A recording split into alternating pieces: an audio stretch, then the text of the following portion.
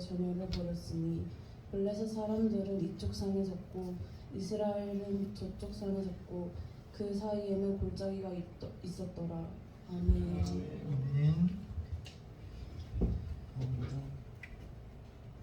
아멘. 우리가 요새 사무엘상을 읽고 있습니다. 사무엘상은 굉장히 재미가 있는 그런 건데 이렇게 번역도 되고 그래서 좀 그냥 읽다 보면은 이게 말 자체가 조금 우리가 안 쓰는 어떤 말들이 많이 나오고 그래서 재미를 조금 깊이 생각을 하고 그래도 안 돼요. 그래서 설교도 좀 듣고 그래야지 조금 이해가 되고 많이 이렇게 돼버리는데 그래도 이게 사실은 오늘 나오는 내용이 어렸을 때부터 우리가 교회에서 많이 듣던 내용인데 우리가 또 한번 어른이 돼서 한번 살펴보도록 하겠습니다. 17장을 한번 읽어보겠습니다. 블레셋 사람들 하면은 요전에도 말씀드렸듯이 이스라엘의 원수입니다. 그러니까 오늘날 우리가 해석을 하자면 하나님의 자녀들의 원수 이렇게 해석을 하면 뭐 비슷하겠네요.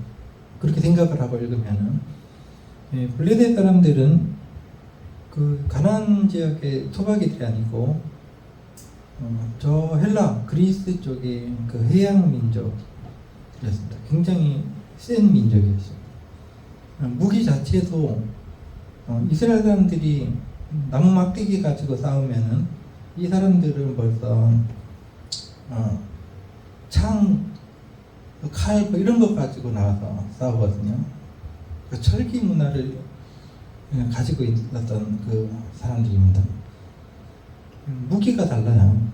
그러니 블레셋 사람들이 가나안 땅에 5 도시를 세우고 버티고 있으니 가나안 땅을 정복해서 들어가 있어서도 이스라엘 사람들이 도저히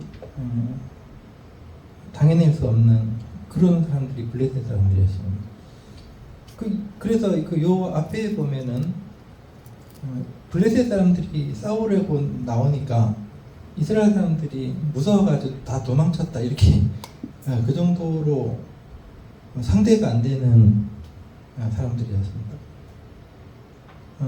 그 블레셋 사람들이 그들의 군대를 모은 이유는 우리 앞에 장에 보면 블레셋 사람들을 하나님의 은혜로 이긴 일이 있었습니다. 그래서 그 내용이 14장이니까 나오는데 14장에 나온다. 블레셋을 이겼어요. 하나님의 은혜로. 그것도 그냥 힘으로 이긴 것이 아니라 블레셋 사람들이 서로 막 죽이게 하셔가지고 하나님께서 이기게 하셨거든요. 그러니 이제 그때는 사실은 그래도 하나님의 영이 사울에게 있었습니다. 사울 왕에게 하나님의 영이 함께 하셔가지고 정신을 좀 똑바로 차리고 왕의 일을 했던 때였고 그 후로 이제 점점점 어떻게 뭐 이상해지더니 사람이 권력 자리에 오래 있으면 지금 참 이재명 대통령이 잘한다. 근데 그 자리에 그냥 좀 오래 있으면은 이게 변하는 거예요. 인간이라는 것이요. 그게 걱정입니다.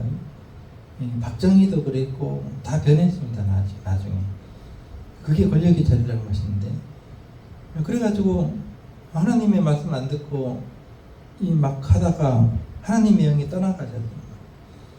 하나님의 영이 떠나가니까 제정신 못 차리고 악령이 들려가지고 그래서 뭐 정신병자처럼 그렇게 막 그냥 왕 자리에 올라가지고 이렇게 하다 보니까 뭐 그렇게 됐었는데 그러니 이제 그 소식이 스파이를 통해서 블레셋 사람들께 들려진 겁니다. 그동안에는 하나님의 영이 사울 왕과 함께 있었기 때문에 좀 건드리기가 좀 뭐해서 서로 좀 떨어져서 있었는데, 그 스파이의 얘기를 들어보니까 사울에게도 하나님의 영이 떠나고 미친 사람처럼 악령이 들려가지고 음악이나 들어야지 좀 낫고 그런다는 거예요. 그 내용은 16장에 있습니다. 그러니 블레셋 사람들이 때는 이때다. 저 왕이 약해졌을 때, 사울이 약해졌을 때 우리가 지금 공격을 해서 혼을 내주는 게 맞다. 진멸하자, 복수하자, 이렇게 된 거죠. 여러분과 저의 삶도 이게 비슷하다고 생각을 합니다. 우리가 세상에 살아갈 때 약해진 모습을 보이는 즉시 공격이 들어오거든요. 그래서 어떤 물건을 살 때도 그 장사꾼들이 그렇습니다. 장사하시는 분들 장사꾼이라고 하는데, 뭘 사러 오는 사람이 자기가 사는 물건에 대해서 잘 알고 있다 하는 느낌을 받으면은 바가지를 못 씌워요. 절대 못 씌우지. 단골 떨어지고 요거도 먹고 그 짓을 왜 해? 그러니까 정가에 팔고 좀 싸게 팔고 굽실거리죠. 그런데 자기가 사는 물건에 대해서 이거 잘 모르고 와가지고 뭐 머리에 긁적이면서 그러다 그러면 벌써 마음속으로는 내리 깔고 보는 거예요. 그리고 이제 바가지를 슬슬 씌우시기 시작합니다. 그래가지고 나중에 알고 보니 덤태기를 써서 비싸게 사고 그런 거예요. 그러니까 세상도 약하게 보이면은 바로 공격이 들어오는 게 이 세상이거든요. 무서운 세상입니다. 블레셋 사람들이 이제 소문을 들었지 않습니까? 사울이 약해졌다는 거예요. 그러니 이제 하나님께서는 여러분과 저의 삶이 약해지기를 원하지 않으십니다. 언제나 진리 위에 굳게 서가지고 정신을 똑바로 차리고 어떤 그 문제를 만나든지 우리가 두려워하지 않고 놀라지 않고 이겨내기를 원하시거든요. 하나님께서 그 문제가 그 블레셋처럼 도저히 이기지 못할 그 상대라도 하나님은 이기시기를 원하십니다. 우리에게 정신을 바로 차리고, 이 블레셋처럼 우리에게 있는 문제가 뭐가 있겠습니까? 때로는 어떤 사람들은 가난일 수도 있고 돈이 없어서, 구차하게 돈이 없어서, 사람들이 돈 없어서 저지르는 범죄가 돈 없어서 약해진 일이 좀 짓겠으니까 많지요. 그런 문제도 있을 거지만 건강 같은 거요. 지난주에 저도 감기가 걸렸는데 아주 심하게 걸렸거든요. 그리고 여기 벌써 이미 걸리신 분도 계시고 걸리실 분도 계실 건데 이게 아주 독합니다. 요즘 감기가요. 정신을 못 차립니다. 그런데 그런 문제가 와도 하나님께서는 우리에게 이길 힘을 주시면서 이기기를 원하시는 겁니다. 그래서 고통이 오면은 피할 수 없으면은 받아들이고 정면으로 맞서고 그러나 피할 수 없다면 즐기라는 말이 있습니다. 즐기고 그렇게 하다 보면은 한 2, 3일만 지나면은 제정신이 돌아옵니다. 그리고 기쁨이 찾아오거든요. 이겨야 된다. 근데 건강 문제도 건강 문제이거니와 여러 가지 가족 문제도 있고 이걸 어떻게 할까 도저히 감당해내기 힘들 것 같은 가족 문제들이 있을 수도 있겠고, 궁극적으로는 마지막에 가서는 우리가 죽음 앞에서 이거 우리가 사투를 벌여야 됩니다. 죽음이라는 문제는 누구나 다 겪어야 되는 문제인데 피해갈 수 없는 이 절망 같은 어떤 그 현실 앞에서 치열하게, 사람들은 사실은 치열하게 싸웁니다. 자기의 삶을 포기하지 않고 자기의 모든 재산을 다 들여서라도 자기의 건강을 지키기 위해서 노력을 하죠. 병원에 가고 사진을 찍고 그게 하나의 자기 삶에 대한 사상입니다. 그러면서 치열하게 이겨내다 보면은 실제로 죽음이 눈앞에 왔을 때는 사람은 웃게 되는 겁니다. 최선을 다했다는 거죠. 포기하지 않고 그러고 이제 웃으면서 죽는 거예요. 그리고 죽음이라는 것은 그렇게 죽는 것은 죽음 앞에서 지는 것이 아니라 이기고 죽는 거예요. 블레셋이 아무리 강하다 그래도 우리의 삶에 있어서 강한 적은 있어도 적이 강하다 할지라도 이기지 못할 적은 없습니다. 다 이길 수 있습니다. 하나님께서 하나님의 영을 보내십니다. 그래서 어떤 적이든 다 이기고 나면 그것이 더 그만큼의 기쁨이 되는 거거든요. 블레셋 사람들이 소문을 들었습니다. 사울이 약해졌다는 거예요. 그래서 때는 이때다 하고 야비하게 이제 모여가지고 그들의 군대를 모으고 싸우고자 하여 싸우자는 거죠. 싸우자. 이제 너희들이 약해졌으니까 우리 싸우고자 하는 거예요. 유다에 속한 소고에 모여.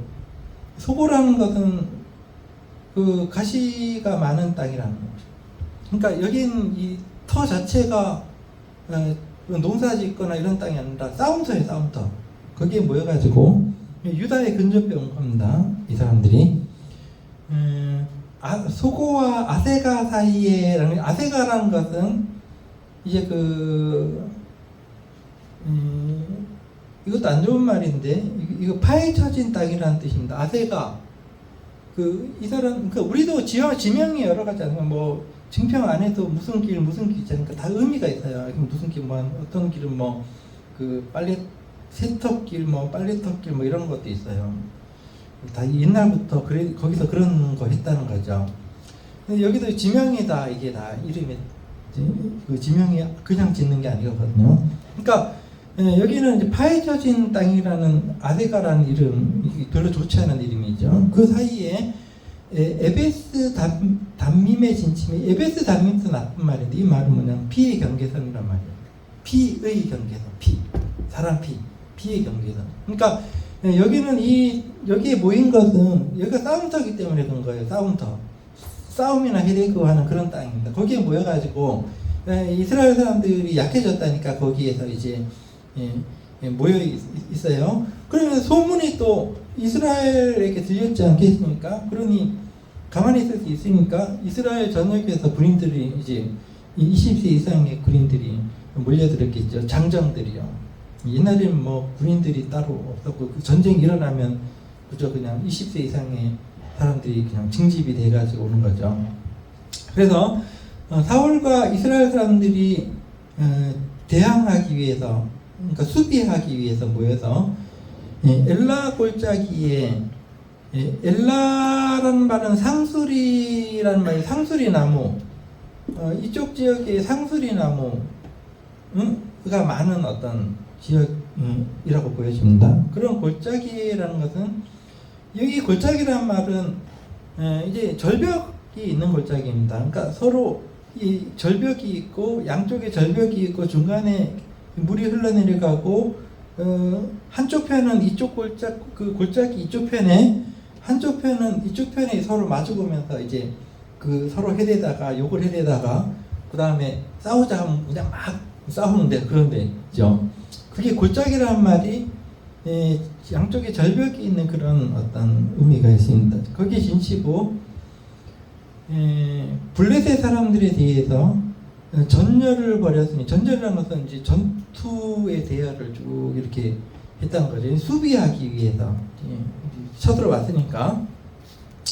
그래서 3절, 블레셋 사람들은 이쪽 산에 섰고 이스라엘은 저쪽 산에 섰다.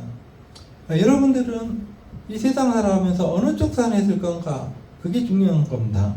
하나님의 편에서 정의와 진리 위에 서서 싸움을 싸울 것인가?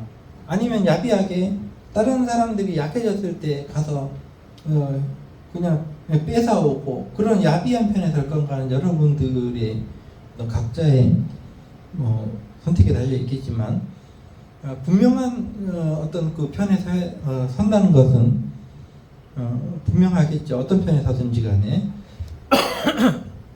그래서 서로 이제 대치가 되는데, 4절에 블레셋 사람들의 진영에서 싸움을 도두는 자가 왔는데, 그의 이름은 골리앗이다. 이름이 골리앗인데 그 이름의 뜻은 지금 잘 모르겠습니다. 이게 뜻이 뭔지. 근데 싸움을 돋우는 자라는 말은 두 사람 사이에 선 사람이라는 뜻입니다. 근데 이제 둘이서 싸움을 붙이거나 아니면은 그렇습니다. 이게 성경의 이 근동 지역의 어떤 싸움은 야 너희 장군 나와라, 우리 장군 나와서 둘이 붙어보자 해가지고 싸워가지고 이긴 편이 다 따먹고 그런 예는 없었던 것 같아요. 근데 지금 이 블레셋 사람들은 근동 지역이 투박이가 아니고 그리스, 헬라 쪽에서 온 사람들이거든요. 그래서 이 그리스 이쪽의 사람들은 이제 이렇게 장군들끼리 먼저 붙고 그 다음에 이긴 장군이 이제 그 상대편을 따먹고 그런 그 싸움의 형태가 있었는 것 같아요. 그러니 이제 이 싸움은 좀 독특한 싸움입니다. 성경에서 보면 블레셋의 장군 골리앗이라는 사람이 가드 사람인데 이제 가나안 지역에 블레셋 사람들이 세운 5도시가 있었다고 말씀드렸죠. 가드가 그 하나의 도시였죠. 가드라. 네. 가드, 가사, 5개 도시 있지 않습니까? 근데 그의 키가 굉장히 자세하게 돼 있어요. 내용이요. 그의 키가 6규빗 한 뼘이요 라고 돼 있죠. 대충 넘어가지 말고 규빗이 뭔가 성경을 읽다가 이렇게 여러분이 질문을 하게 된다면 요 손끝에서부터 요거 팔꿈치까지 길이를 한 규빗이라고 하거든요. 그러면 한 45cm 됩니다. 그러면은 6규빗 한 뼘이라면은 약 3m 조금 들 돼요. 그러니까 키가 3m 조금 들 된다면은 사실 하나님이 보시기에는 거기서 거기에요.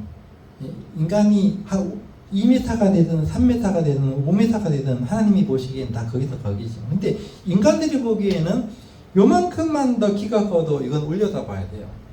인간이라는 건 그래요. 나보다 요만큼만 잘났어 그러면은 굉장히 막 엄청 멋있어 보이고 도저히 저 사람 못 당하겠다.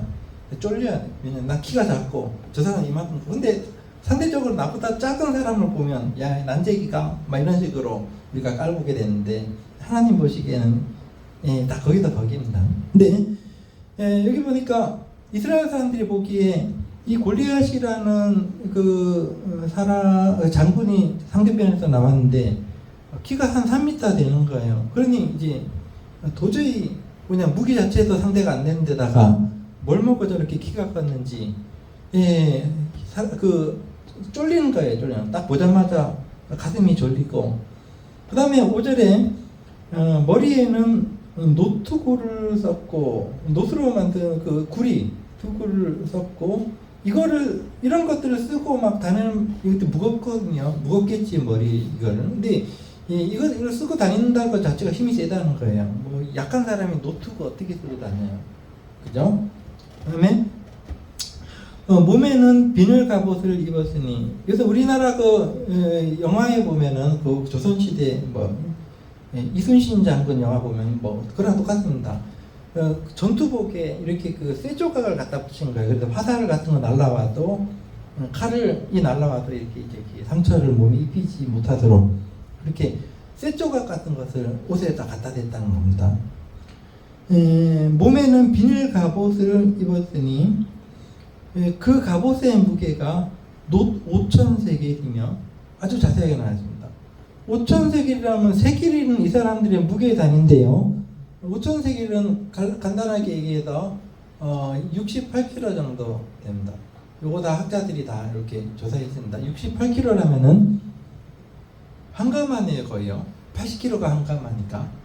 그러니까 옷의 무게 자체가 그 정도면 어마어마한 거죠. 그거를 입고 다닐 만한 사람이면은 힘도 세다는 겁니다. 키도 크지만은. 그 다음에 6절에 보니까 그의 다리에는 놋 각반을 쳤고, 다리에도 맨다리가 아니고 이렇게 다리를 공격하더라도 그 종아리에 된 거거든요. 종아리를 감싸고 있기 때문에 놋 각반이 이건 칼로 쳐도 안 되고 뭐 안 되는 거예요.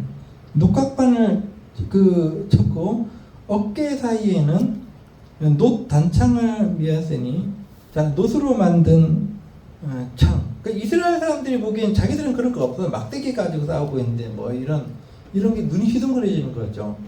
아니, 조선시대 때 우리 임진왜란이 일어났을 때 충주에서는 막 일본 사람들은 소총 들고 막 오는데 뭐 무기가 없으니까 빗자루 들고 나가서 싸웠다는 그 기록도 있는데, 그거랑 똑같은 겁니다. 그러니까 딱 보니까 상대가 안 돼요. 놋 단창을 메었는데, 창을 메었는데, 그 창자루가 베틀체 갖고랑 베틀체 본분 계신지 모르겠습니다. 인터넷 찾아보면 다 나오는데, 손잡이가 달린 아주 큰 채인 것 같고, 창의 날은 날 자체가 600세켈이라고 나오는데, 철기 문화, 그러니까 이거는 이스라엘 사람들이 이 철이 없어요. 근데 이 사람들은 철을 가지고 있습니다. 철 600세겔이면 한 7kg 정도 된다는 겁니다. 그러니까 굉장히 큰 창이라는 거죠. 또 그 정도로 무장하고서도 더 이제 방비를 한 것이, 방패를 든 사람을 앞서 이렇게 가게 하고 나온 거예요. 그러니까 완전 무장이죠, 이 사람은. 그러니까 어떻게 이겨요? 이 사람이 나와가지고 뭐라고 얘기했냐면 8절에 그가 서서 이스라엘 군대를 향하여서 외쳐 이르되, 이스라엘 군대가 뭡니까? 하나님을 사랑하는, 하나님을 섬기는, 하나님이 선택한 사람들 아닙니까? 이스라엘 군대가 거룩한 사람들입니다. 근데 상대적으로 약해요. 그러니 이제 외쳐서 이르기를, 너희가 어찌하여 나와서 전열을 벌였냐. 좀 어려운데 쉽게 얘기해가지고 그냥 좀 낄낄 웃으면서, 너희가 그 싸우려고 나온 거 맞냐? 이런 뜻입니다. 싸우려고 나온 거 맞아? 이렇게 비웃은 겁니다. 나는 블레셋 사람이 아니면 너희는 사울의 신복이 아니냐. 이 말 또 비웃음입니다. 나는 블레셋 사람이고, 그러니까 자기는 강하다는 거예요.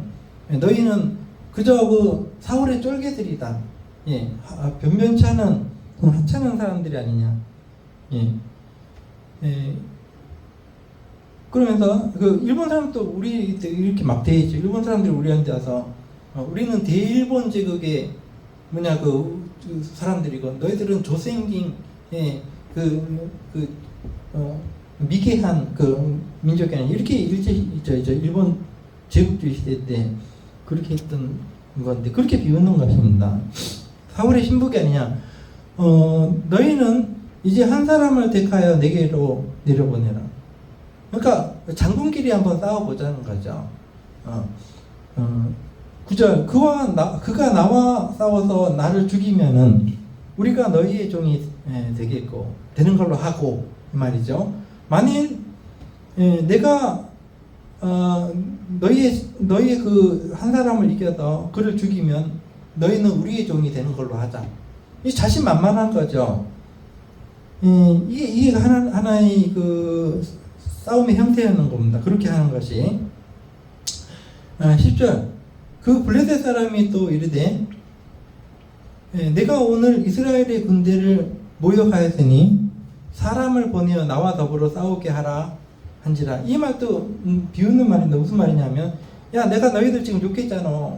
가만히 있을 거야? 빨리 보내. 너희 편 장군 하나 보내. 한번 싸워보자, 이 말입니다. 욕 듣고 있을 거야? 이 말이, 그러니까 그 말을 들으면 이제 굉장히 화가 나잖아요. 욕을 했어요. 그러면서, 야, 너희 욕 쳐들었는데 가만히 있을 거야? 빨리 장군 하나 보내. 싸우자. 뭐 이렇게 되면 보내야 되는데, 보낼 사람이 없어요. 왜냐하면 이게 상대가 안 되니까 누가 가겠어요. 그러니 이제 11절에 사울과 온 이스라엘이 블레셋 사람의 이 말들을 듣고 놀라 크게 두려워하는, 이것이 하나님이 제일 싫어하는 것입니다. 어떤 문제 앞에서 놀라라는 말은 심정지, 가슴이 막 떨린다는 거예요. 그 다음에 크게 두려워한다는 것은 크게 당황스러워서 어쩔 줄 몰라 한다는 것입니다. 놀라서 이거 어쩌지 하다가 그냥 그 상태로 얼어버린 것입니다. 자, 이때 이스라엘 사람들이 다 떨고 있을 때 역시 하나님의 영이 다윗에게 임했습니다. 하나님의 영이 사울에게 있었는데 이전에는 떠나시고 다윗에게 임하시고, 그 내용은 다윗에게 하나님의 영이 임하신 내용은 우리가 앞장에서 이렇게 보면 다 하나님의 영이 다윗에게 임하셨다. 예. 16장 13절 제가 읽어드릴게요. 이날 이후로 다윗이 여호와의 영에게 크게 감동되었다.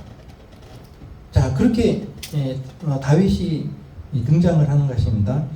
12절부터는 다윗이 이제 그 등장하는 이야기가 나온다. 시간이 되는 데까지 조금만 더 보겠습니다. 다윗은 유다 베들레헴 에브라 사람 이세라 하는 사람의 아들이었는데, 이세는 누구지요? 이세는 그 할아버지가 누구예요? 룻기에 나오는 보아스입니다. 그러니까 룻이 할머니고, 그러니까 다윗은 그 룻의 증손이에요. 외할머니가 룻입니다. 자, 이세는 그 사울 당시 사람 중에서 나이가 많아 늙은 사람이었는데 8 아들이 있었다. 그건 읽었습니다, 우리가 이미. 그런데 이제 다윗은 아직 나이가 어렸습니다. 20살이 안 됐어요. 그러니 전쟁터에 없었습니다. 전쟁터에 나갈 만한 나이에 있는 사람들은 이 이세의 8 아들 중에서 3명 정도였나 봐요. 그래서 13절에 장성한 세 아들은 사울을 따라서 싸움터에 나갔다. 싸움터에 나간 세 아들의 이름들이 여기 기록이 되어 있습니다. 엘리압, 아비나답, 삼마. 13절에 그들이 나가고, 15절 다윗은 사울에게로 왕래하며, 이제 왔다 갔다 했다는 얘기 아니라 사울이 이제 그 악령이 들렸으니까 다윗은 이제 음악을 잘해요. 음악은 영성입니다. 영혼입니다. 음악은. 그래서 다윗이 사울에게 가서 이제 악기를 연주해주고 그런 일로 이제 한번 갔다 왔겠죠. 왕래했다는 말은 왔다 갔다 여러 번 했단 말이 아니라 가서 악기를 연주해주고 상태가 괜찮아지니까 돌아왔습니다, 집에. 그리고 아직 자기는 나이가 20세가 안 됐기 때문에 그냥 아버지의 그 양을 그냥 그 돌보는 일을 그대로 했던 겁니다. 그러던 중에 16절에 그 블레셋 사람이 한 사람인데 골리앗입니다. 골리앗이 그 망신주기 욕해 되는 거예요. 그것을 하루만 한 게 아니고 40일을 그 조석으로 하고 있었다는 것이죠. 그러니까 아침 저녁으로 나가지고 한번 겨뤄보자. 뭐 너희들이 욕을 쳐들어 들었는데 그렇게 지금 가만히 있을 거냐 막 그랬는데 그럼 지가 뭐냐 싸우러 나가서 쳐들어오지 왜 안 지가 지금 거기 가만히 있고 왜 이리 와라 싸워보자 이랬을까요? 그것은 지형적인 문제였겠죠. 자기는 몸도 크고 그러니까 저 골짜기 저 위로 가가지고 싸우면 좀 불리하니까 그냥 그 자리에서 이리 와라 싸우자는 거지. 예. 그러니까 조금 자기인데 유리하게 조금 하는 건데. 예. 근데 40일을 아침 조석이라는 말은 아침조 저녁석자 아닙니까? 아침 저녁으로 나와서 이게 뭐 욕을 해야 되니까 그 이스라엘 사람들이 40일을 욕을 이제 쳐들어들었다고 해야 되나요? 그러니까 이게 도대체 이스라엘 사람들도 겁이 나고 뭐 그래서 그랬던 거죠. 근데 여기서 40이라는 숫자는 성경을 읽을 때 좀 의미가 있는 것입니다. 항상 그 40은 완전 숫자입니다. 하나님께서 40년 동안을 이스라엘을 훈련시키셨어요. 그 광야에서. 그리고 사울의 왕위가 40년이었고 다윗의 왕위가 40년이었고 솔로몬이 40년을 계십니다. 40이라는 건 항상 완전한 숫자입니다. 그래서 그 블레셋 사람이 40일을 아침 저녁으로 나와가지고 그 욕을 해댔다는 것은 완전 숫자입니다. 40일 동안 아주 들을 만큼 들었다는 거예요. 그 다음에 40일이 지난 다음에 딱 다윗이 나타나는 겁니다. 이것은 극적인 어떤 등장을 의미하는 것이죠. 다윗은 20세 이하 아주 나이가 어린 그런 거예요. 아직 17절에 이새가 그의 아들 다윗에게 이르기를 내 형들이 지금 전쟁터에 나가서 싸우고 있는데 내가 그 고대 싸움은 이제 군인들이 먹어야 싸우니까 음식을 챙겨줄 테니까 군인들에게 전달해주고 너희 세 형, 맏형, 둘째 형, 셋째 형이 잘 있는지 네가 좀 확인 좀 해보고 와라. 그리고 올 때 그냥 오지 말고 18절에 보니까 네 형들의 안부를 살피고 증표를 가져오라. 그러니까 형들이 뭔가를 편지를 써주거나 하면 그걸 받아 가져와라. 이렇게 그 노인이 걱정이 많잖아요. 나이 많아서 이제 자녀들 죽을까봐, 아들들 죽을까봐. 그래가지고 다윗을 이제 어린 다윗을 막내 다윗을 이제 가라고 했죠. 19절. 그때 사울과 그러니까 다윗이 갔을 때 사울과 이스라엘 모든 사람들은 엘라 골짜기에서 상수리나무 골짜기죠. 블레셋 사람들과 싸우는 중이었는데 20절. 자, 다윗이 아침에 일찍 일어나 아버지의 말씀을 갔다 오라 그랬으니까 이제 이 다윗은 선천적으로 부지런한 사람이에요. 자, 우리가 이 세상 살아가면서 좀 게으른 분들도 있지만 부지런한 사람들이 좋습니다. 아버지의 말씀을 지키기 위해서 늦잠 자고 일어나서 뭐 가고 이런 게 아니라 아침에 일찍 일어났다는 말은 다윗의 어떤 좋은 어떤 그 천성을 이제 표현한 겁니다. 아침에 일찍 일어나서 자기가 하던 일을 누구에게 맡기고, 그러니까 그냥 팽개치고 간 게 아니에요. 양을 양지키는 자에게 맡기고, 그 다음에 아버지 이새가 명령한 대로 그 전쟁터에 가는 겁니다. 그 전쟁터에 나가보니 진영에 이른즉 마침 군대가 전장에 나와서 양쪽이 골짜기 양쪽으로 군대가 마주쳐서 싸우려고 고함치면 싸우지도 못한다. 이거 40일 동안 못 싸워요. 서로 막 그냥 욕이나 해야 되고 그런 거죠. 네.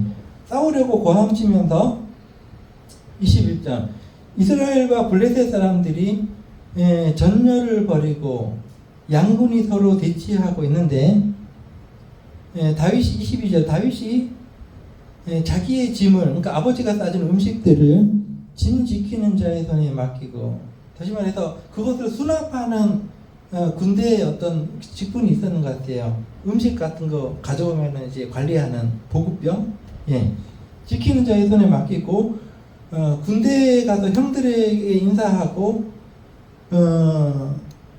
형들과 함께 있는데 이상한 소리가 들리는 거예요. 상대편에서 마침 블레셋 사람의 싸움 도두는 가드 사람 골리앗이라는 자가 또 나와가지고 어제처럼 또 욕을 해야 되는 거예요. 그 전과 같은 말을 하는데 다윗의 귀가 이렇게 저렇게 커진 겁니다. 왜냐하면 다윗은 하나님의 영이 있는 사람이죠. 그리고 이스라엘 사람들은 하나님의 군대입니다. 하나님 그 사람들의 군대인데 그 군대 앞에서 그 하나님의 군대를 욕하는 거는 곧 그 이스라엘의 하나님을 욕하는 것과 똑같습니다. 그러니 이제 다윗이 자기 귀를 의심할 정도로 이상한 말을 들은 거예요. 근데 이스라엘 사람들은 동족은 꼼짝도 못하고 그냥 벌벌 떨면서 심히 두려워해라는 말은 이제 그 심장이 얼어붙었다는 말이거든요. 그처럼 벌벌 떨고 얼굴이 하얘져가지고 벌벌 떨고 있으면서 그 앞에서 도망하며 이 말은 이제 그랬다는 거죠. 그러면서 이제 사람들이 하는 말이 뭐냐 하면은 도저히 저 사람과 싸워서 이길 만한 어떤 용기를 가진 사람이 없어요. 그러니 서로 얘기하기를 저 블레셋의 저 장군을 이기면은 이 올라온 사람을 보았느냐라는 말이 그 말입니다. 저 사람과 싸워서 이기면 왕이 세 가지를 줄 거라는 그 이야기가 있다. 첫 번째는 돈 주고 많은 재물을 주고 돈을 많이 주고 두 번째는 왕이 자기 딸을 준단다. 왕의 사위가 된다는 거죠. 사위. 그 다음에 세 번째는 그 왕이 그 저기 왕이 되면은 뭐를 하죠? 우리나라도 마찬가지입니다. 정치가들이 어떻게 정치를 해요? 세금 막 철저하게 막 세금 뜯어가잖아요. 뭔 세금이 이렇게 많은지 어떤 사람들은 막 불편해하죠. 뭔 세금을 이렇게 뜯어가냐. 근데 세금을 걷어야지 자기들 그 정치가들도 나눠 먹고 하지. 그리고 뭐 국민인데 조금 뭐 해주는 것처럼 하고 하죠. 왕들이 다 그렇습니다. 그런데 저 골리앗을 이기는 사람의 그 가족들은 세금을 면제하게 해준단다. 이렇게 얘기를 한 거예요.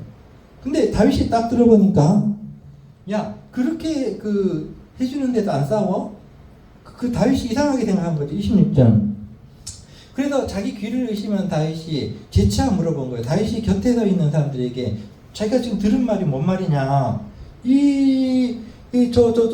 그 골리앗을 싸워서 이긴 사람에게 뭘 해주겠다고? 라고 묻는 거예요. 어떠한 대우를 하겠느냐라는 말은 저 사람을 싸워서 이기는 사람에게 뭘 해준다고? 라고 재차 묻는 거예요.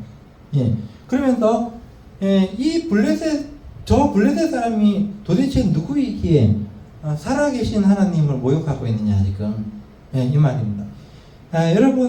여러분들이 가진 어떤 문제들이 어떤 건지 모르겠지만 하나님 보시기엔 하찮은 겁니다. 그 앞에서 우리가 두려워하고 놀라고 심정지되고 떨면은 하나님이 좋아하시겠습니까? 여러분 앞에 있는 문제가 뭐 경제적인 문제든 건강상의 문제든 혹은 죽음의 문제든 간에 그 앞에서 하나님께서는 두려워하지 말라, 놀라지 말라. 나는 너의 하나님이 됨이다. 이렇게 말씀하신 분입니다. 다윗은 이제 그것을 알고 있었습니다. 근데 왜 그 앞에서 얼어붙느냐는 거죠. 말씀을 계속 하고 싶지만은 그 시간이 뭐 다 됐기 때문에 또 오후에 조금 더 볼 수 있도록 하겠습니다. 오늘 우리가 잘 아는 말씀이지만은 되게 재밌는 말씀인데 이제 그냥 읽으면 좀 어려운 것처럼 느껴집니다. 근데 어려운 게 아닙니다. 이거 아주 재밌는 그런 말씀입니다. 이 말씀이 여러분과 저희 삶에 어떤 그 방향을 제시하게 되기를 기도하겠습니다. 기도하겠습니다.